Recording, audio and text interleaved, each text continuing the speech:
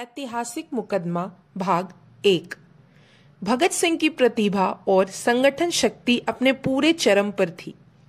इस समय हर पल इतिहास का था और इतिहास के हर पल पर उनका नियंत्रण था। ये पल उनके सामने इसी तरह फैले हुए थे जैसे जौहरी के सामने हीरे मोती फैले रहते हैं और अपनी योजना के अनुसार वह जिसे जहां चाहता है उठाकर जड़ देता है। लाहौर षड्यंत्र केस भगत सिंह के प्रतिभा का जड़ाऊ अलंकार ही तो है। मुकदमा बचाव के लिए लड़ा जाता है, पर यहाँ तो मृत्यु का चाव युद्ध नीति का दाव बनकर खेल रहा था। भूख हड़ताल में मिली सफलता के पश्चात क्रांतिकारियों का मनोबल बढ़ गया था और साथ ही सरकार की परेशानियां भी। ऐसे में स्पेशल मजिस्ट्रेट की अदालत में लाहौर षड्यंत्र केस के अभियुक्तों को पेश किया गया। सभी अभियुक्त बड़ी शान से झूमते हुए अदालत में पहुंचे। ये अभियुक्त थे भगत सिंह, बटुकेश्वर दत्त, सुखदेव, राजगुरु, विजय कुमार सिन्हा, जितेंद्र सान्याल, जयदेव कपूर, ज्ञा प्रसाद, सुरेंद्र पांडे, अजय घोष, कुंदन लाल, देशराज और प्रेम दत्त। लाहौर षड्यंत्र केस भगत सिंह की बौद्धिक प्रखरता क्रांतिकारी राजनीति की उपज थी। 21-22 साल के युवक ने सुविशाल ब्रिटिश साम्राज्य को हिलाकर रख दिया था। अगर वह अकेला पड़ जाता तो सरकार उसे मसल कर रख देती, परंतु वह दिन प्रतिदिन जनता की सहानुभूति पाता जा रहा था और सरकार की परेशानी बढ़ती जा रही थी। भगत सिंह चाहते थे कि अदालत में मुकदमे की कार्यवाही देखने और सुनने के लिए अधिक से अधिक दर्शक आए, जिससे जनता के चर्चाओं में मुकदमा समाये, प्रचार हो और देश में क्रांति का वातावरण बने। पर सरकार इसमें बाधा डालती थी, क्योंकि वह तो कुल्हियों में गुड़ फोड़ना चाहती थी। इन लोगों का नाम भी जनता के कानों से दूर रखना चाहती थी, परंतु वह देख रही थी कि ये तो उसके हृदय में देव प्रेमियों की तरह प्रतिष्ठित होते जा रहे हैं, हीरो बन रहे हैं। इसके बाद भी वह विवश थी। सब कुछ उसके हाथ में था, पर हो वह रहा था जो भगत सिंह चाहते थे। अब अदालत में दर्शकों की भारी भीड़ जमने लगी थी और वह एक राजनीतिक महफिल बनती जा रही थी। अदालत का मुख्य द्वार सड़क पर था। स्कूलों कॉलेजों के छात्र अपनी पढ़ाई समाप्त कर और कभी कभी बीच में छोड़कर भी अदालत की कार्यवाही देखने आ जाते थे। अदालत में स्थान न मिलने पर लोग बाहर जमा हो जाते।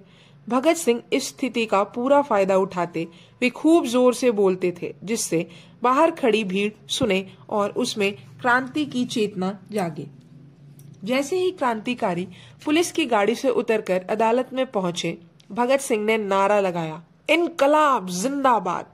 सभी क्रांतिकारियों ने भगत सिंह का साथ दिया। देखते ही देखते दर्शकों से अदालत खचाखच भर गई तथा बाहर सड़क पर भी भीड़ इकट्ठी हो गई।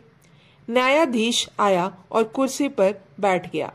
अभियुक्तों की बेंच से आवाज आई, इनकलाब जिंदाबाद। और फिर वंदना के इन पावन और मांगलिक स्वरों में बलिदान की कामना ही साकार हो उठी।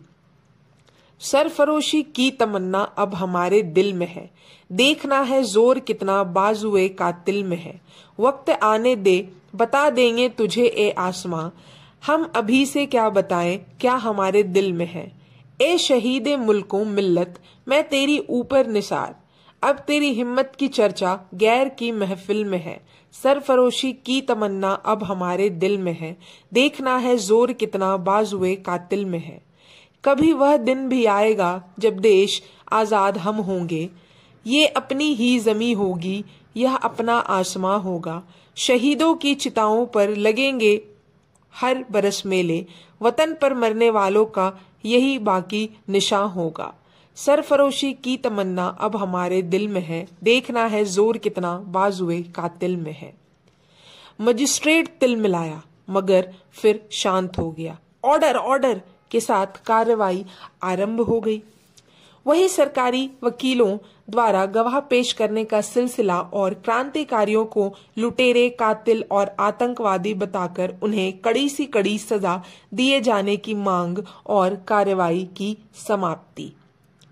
सरकार के पास गवाहों की एक पूरी टोली थी, जिसे पुलिस ने बड़ी होशियारी से क्रांतिकारियों के भेद खोलने व उन पर प्रहार करने के लिए तैयार किया था। पूरा मुकदमा एक मजाक बनकर रह गया था। न्याय की प्रक्रिया के नाम पर अन्याय को थोपने का प्रयास और कुछ नहीं। क्रांतिकारी सब समझ रहे थे, मुकदमा तो एक बहाना था। उन्हें कड़ी से कड़ी सजा दी जानी थी और क्रांति को कुचलकर ब्रिटिश सरकार को हिंदुस्तान पर अपनी सल्तनत बनाए रखनी थी। एक दिन सरकारी गवाह फणींद्रनाथ घोष कटघरे में खड़े हुए। क्रांतिकारी शिव वर्मा उस समय क्रांतिकारियों की तरफ से वकील थे। वे स्थिति को समझ गए और झट उन्होंने गवाह के मुख से बम बनाने की विधि उगलवाने का फैसला कर लिया, जिससे यह खबर विस्तार से अखबारों में छपे और यहाँ वहां छुपे सभी क्रांतिकारी इसे पढ़कर बम बनाने की विधि सीख लें। उन्होंने फणींद्रनाथ घोष को दल के भेद खोलने से तुरंत रोका तथा बम बनाने की पूरी विधि का वर्णन कर लिया। अब हम जानेंगे अगले भाग में।